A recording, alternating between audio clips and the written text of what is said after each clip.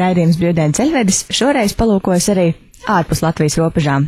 Un šoreiz uz Poliju, kas ir diezgan plaši zināma, tomēr vēl latviešu turistiem neiepazīta.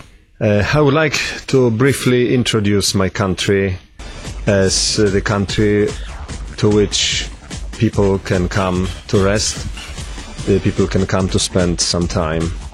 In Poland we have got practically all regions worth seeing, starting from the sea in the north and ending in the mountains in the south.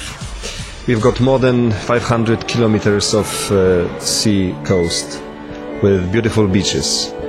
We have got fantastic lakes and rivers where people are coming to live together with the nature. Horse riding, for instance, is just seeing how people in the countryside live.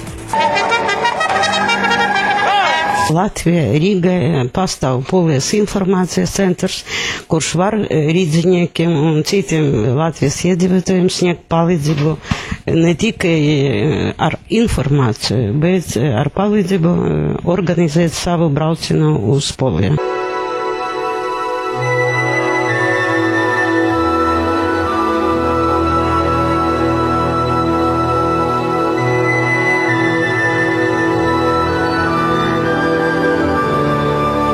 Viena no mūsu darbības sfērām ir biznesa turisms, tas ir mēs organizējam braucienus Latvijas uzņēmējiem uz Poliju, uz starptautiskām izstādēm, kā arī pēc tam palīdzam viņiem turpmāk uzturēt kontakts ar Polijas uzņēmumiem.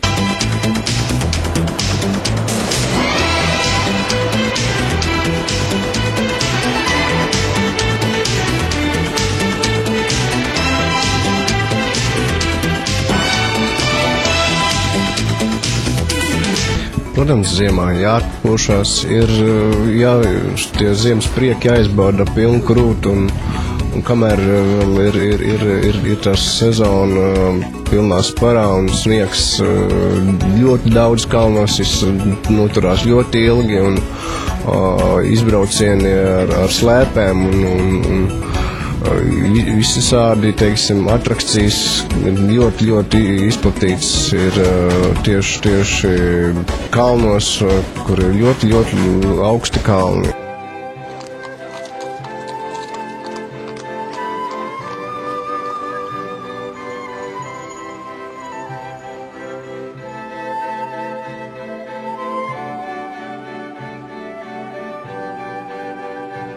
Welcome in Poland.